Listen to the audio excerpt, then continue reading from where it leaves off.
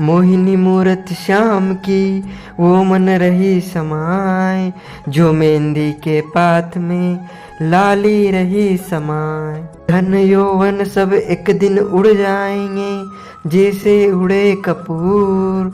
मन मूरख तू राम भज, क्यों चाटे जग धूर। राम कृष्ण तो एक है, अंतर नहीं निमेष। इनके नयन गंभीर है, उनके चपल विशेष। तन पवित्र कर सेवा किए, धन पवित्र कर दान। मन पवित्र सो होता त्रिविध कल्याण। बोलिए श्री गिरिराज धरण कीजे, श्री गोवर्धन नाथ भगवान कीजे, श्री लक्ष्मी नारायण भगवान की जय, श्री कृष्ण कन्हैया लाल की जय, श्री वृंदावन बिहारी लाल की जय, श्री बालकृष्ण लाल की जय, श्री श्याम सुंदर यमुने महारानी की जय, जगत गुरु श्री वल्लभाधीश की जय, श्री गोसाई जी परम दयाल की जय, श्री गुरुदेव की जय, लाडले लाल कीजे, आज के आनंद कीजे। पुरुषोत्तम मास अधिक मास महात्म कथा अध्याय 18 की आज हम आपके सामने प्रस्तुत करने जा रहे हैं। नारद जी बोले, हे तपोनिधे। उसके बाद साक्षात भगवान वाल्मीकि मुनि ने राजा दृढ़धनुआ को क्या कहा, सो अब आप मुझसे कहिए। श्री नारायण बोले, वह राजर्षि दृढ़धनुआ अपने पूर्व जन्म का वृतांत सुनकर आश्चर्य करता हुआ मुनि श्रेष्ठ वाल्मीकि मुनि से पूछता है। दृढ़धनुआ बोला, हे ब्राह्मण, आपके नवीन नवीन सुंदर अमृत के समान वचनों को बारंबार पान कर भी मैं तृप्त नहीं हुआ, इसलिए पुनः उसके बाद का वृतांत कहिए। वाल्मीकि मुनि बोले, हे जगत्पते, इस प्रकार उस समय ब्राह्मण के विलाप करते समय गर्जना से 10 दिशाओं को गुंजित करता हुआ एक समय असमय में होने वाला मेघ आया और पर्वतों को कांपने के समान तीक्ष्ण स्पर्शों वाला वायु बहने लगा और बिजली अत्यंत चमकती हुई अपनी आवाज से 10 दिशाओं को पूर्ण करती हुई इस तरह 1 मास तक वृष्टि हुई, जिस जल से पृथ्वी भर गई। परंतु पुत्र शोक रूप अग्नि के ताप से संतप्त वह ब्राह्मण कुछ भी नहीं जान सका, ना तो जलपान किया और ना भोजन किया। केवल हे पुत्र इस प्रकार कहकर विलाप करते हुए ब्राह्मण का उस समय जो मास व्यतीत हुआ वह श्री कृष्णचंद्र का प्रिय पुरुषोत्तम मास था। सो ना जानते हुए उस ब्राह्मण को पुरुषोत्तम मास का सेवन हो गया। उस पुरुषोत्तम मास के सेवन से अत्यंत प्रसन्न नूतन मेघ के समान श्याम वर्ण वनमाला से भूषित हरि भगवान स्वयं प्रकट हुए। जगत के नाथ हरि भगवान के प्रकट होने पर मेघ समूह गायब हो गया। उस ब्राह्मण ने पुरुषोत्तम श्री कृष्णचंद्र को देखा। दर्शन होने के साथ ही गोद में लिए हुए पुत्र के शरीर को जमीन पर रखकर स्त्री सहित ब्राह्मण श्री कृष्ण भगवान को दंडवत नमस्कार करता हुआ हाथ जोड़कर श्री कृष्ण भगवान के सामने खड़ा होकर श्री कृष्ण भगवान ही हमारे रक्षक हो ऐसा विचार करता हुआ भगवान भी पुरुषोत्तम की सेवा से प्रसन्न हो अमृत की वृष्टि करने वाली अत्यंत मधुर वाणी से बोले। श्री हरि बोले, भगवान बोले, भो सुदेव, तुम धन्य हो। इस समय आप भाग्यवान हो। तुम्हारे भाग्य के का वर्णन करने में त्रैलोक में कौन समर्थ है। हे वत्स, हे तपोधन, जो तुम्हारा होने वाला है उसको हम कहेंगे। तुम सुनो, हे ब्राह्मण, 12,000 वर्ष की आयु वाला पुत्र तुमको होगा। इसके बाद तुमको पुत्र से होने वाले सुख में संदेह नहीं है। हे द्विजतम, प्रसन्न मन में मैंने यह पुत्र तुमको दिया है।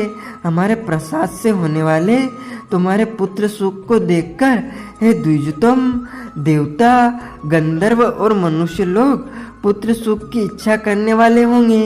इस विषय में तुमसे प्राचीन इतिहास में कहूँगा, जिस इतिहास को पहले मार्कंडेय मुनि ने राजा रघु से कहा था। प्रथम कोई श्रेष्ठ मन वाले धनुर्नामक मुनीश्वर लोगों को पुत्र रूप मानसिक चिंता से जले हुए देखकर दुखित हुए और अमर पुत्र की इच्छा करके दारुण तप करने लगे। 1000 वर्ष बीत जाने पर धनुर्मुनि से देवता लोग बोले, हे मुनीश्वर, तुम्हारे कठिन तप से हम सब प्रसन्न हैं, इसलिए अपने मन के अनुसार श्रेष्ठ वर मांगो। श्री नारायण बोले, देवताओं के अमृत तुल्य इस वचन को सुनकर उन तपोधन धनुर्नामक मुनि ने बुद्धिमान अमर पुत्र को मांगा। उस ब्राह्मण से देवताओं ने कहा कि पृथ्वी में ऐसा पुत्र नहीं है। तब धनुर्मुनि ने देवताओं से कहा कि अच्छा ऐसा पुत्र दो जिसके आयु की मर्यादा बंदी हो। देवताओं ने कहा कि कैसी मर्यादा चाहिए, कहो। इस पर उस मुनि ने भी कहा कि यह महान पर्वत जब तक रहे तब तक उसकी आयु होए, ऐसा ही हो। इस प्रकार कहकर इंद्रादि देवता स्वर्ग को चले गए। धनुर्शर्मा ने थोड़े समय में वैसा ही पुत्र को प्राप्त किया। उस मुनि का पुत्र आकाश में चंद्र के समान बढ़ने लगा। 16वें वर्ष के होने पर मुनीश्वर ने पुत्र से कहा, हे वत्स, ये मुनि लोग कभी भी अपमान करने योग्य नहीं है। इस तरह शिक्षा देने पर भी उस पुत्र ने मुनियों का अनादर किया।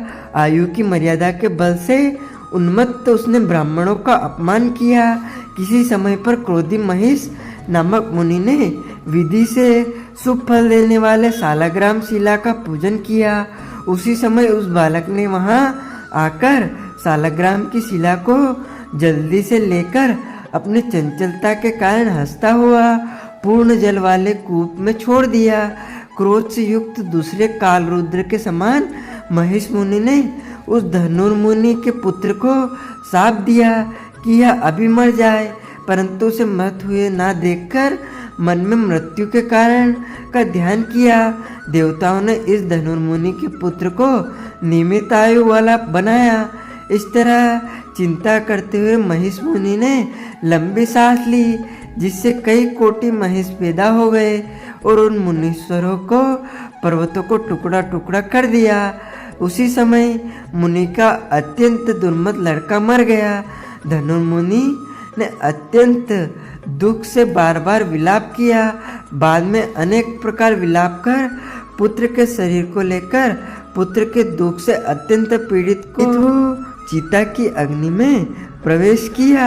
इस प्रकार हठ से पुत्र प्राप्त करने वाले कहीं भी सुख को नहीं पाते हैं। हे तपोधन, हे गरुड़ जी ने कहा, जो पुत्र दिया है इससे संसार में तुम प्रशंसनीय पुत्रवान होंगे। हे अनघ, मैंने प्रसन्न होकर पुरुषोत्तम के महात्म्य से इस पुत्र को चिरस्थायी किया है। यह तुमको सुख देने वाला हो। पुत्र के साथ सर्वदा गृहस्थाश्रम को सुख को भोगने के बाद तुम ब्रह्मलोक को जाओगे। वहाँ उत्तम सुख देवताओं के वर्ष से 1000 वर्ष पर्यंत भोग कर पृथ्वी पर आओगे। हे द्विजोत्तम, यह तुम चक्रवर्ती राजा होगे। दर्दनवा नाम से प्रसिद्ध तथा सेना सवारी से युक्त हो 10,000 वर्ष तक पर्यंत पृथ्वी के राजा का सुख भोगोगे। इंद्र के पद से अधिक अखंड बल और ऐश्वर्य होएगा। उस समय यह गौतमी स्त्री पटरानी होएगी। नित्य पति सेवा से तत्पर और गुण सुंदरी नाम वाली होगी। राजनीति विसादर तुमको 4 पुत्र होंगे और सुंदर मुख वाली महाभागा सुशीला नाम की कन्या होगी। हे महाभाग, सुरों और असुरों को दुर्लभ संसार के सुखों को भोगकर तुम संसार रूपी समुद्र के पार करने वाले विष्णु भगवान को जब भूल जाओगे, तब हे विप्र, उस समय वन में यह तुम्हारा पुत्र सुख पक्षी होकर वट वृक्ष के ऊपर बैठकर वैराग्य पैदा करने वाले श्लोक को बार बार पढ़ता हुआ तुमको इस प्रकार बोध कराएगा। सुख पक्षी के वचन को सुनकर दुखित मन होकर घर आओगे। संसार के विश्व सुखों को छोड़कर चिंता रूपी समुद्र में मग्न है भुसुर। तुमको वाल्मीकि मुनि आकर ज्ञान कराएंगे। उनके वचन से निसंदेह हो शरीर को छोड़कर हरि भगवान के पद को दोनों स्त्री पुरुष तुम जाओगे, जो कि पद आवागमन से रहित हो गया होगा। इस प्रकार महाविष्णु के कहने पर ब्राह्मण बालक उठ खड़ा हुआ। वे दोनों स्त्री पुरुष ब्राह्मण पुत्र को उठा हुआ देखकर अत्यंत आनंदित हो गए। सब देवता लोग भी संतुष्ट होकर पुष्प की वर्षा करने लगे। सुखदेव ने भी श्रीहरि को और माता पिता को प्रणाम किया। उस ब्राह्मण के पुत्र के साथ देखकर गरुड़ जी भी अत्यंत प्रसन्न हुए। उस समय चकित होकर ब्राह्मण ने श्रीहरि भगवान को नमस्कार किया और हाथ जोड़कर हृदय में होने वाले संदेह को दूर करने के लिए हर्ष के कारण गदगद वचन से जगदीश्वर से बोला, हे हरे, मैंने 4000 वर्ष पर्यंत लगातार अत्यंत दुष्कर तप किया। उस समय मेरे को आपने वहां आकर जो कठोर वचन कहा कि हे वत्स, हमने अच्छी तरह देखा है, इस समय तुमको निश्चय पुत्र नहीं है। हे हरे, उस वचन का उल्लंघन कर मेरे मृत पुत्र को जीवित करने का कारण क्या है, सो आप कहिए। इति श्री ब्रह्मनारदीय पुराणे पुरुषोत्तमास महात्म्ये अष्टोदश अध्याय संपूर्ण है। श्री कृष्ण कन्हैया लाल की जय। श्री लक्ष्मी नारायण भगवान की जय। बालकृष्ण लाल की जय। ओम विष्णवे नमः। ओम विष्णवे नमः। ओम विष्णवे नमः। अच्युतं केशवं राम नारायणं श्रीकृष्ण दामोदरं वासुदेवं भजे। श्रीधरं माधवं गोपिकावल्लभं श्रीजानकी नायकं श्री रामचन्द्रं भजे। जानकी मनोहरं सर्वलोकनायकं श्रीशङ्करादिसेवितं पुण्यनाम कीर्तनं श्रीराम राम राम राम राम नामतायकं रामकृष्ण वासुदेव भक्ति मुक्तिदायकं रामकृष्ण वासुदेव भक्ति मुक्तिदायकम। तो जनों, माताओं, बहनों, इस ज्ञानवर्धक वीडियो को अधिक से अधिक शेयर कीजिएगा, लाइक कीजिएगा तथा कमेंट में सादर जय श्री कृष्ण अवश्य बोलिएगा। आपको और आपके पूरे परिवार को सादर जय श्री कृष्ण, सादर धन्यवाद।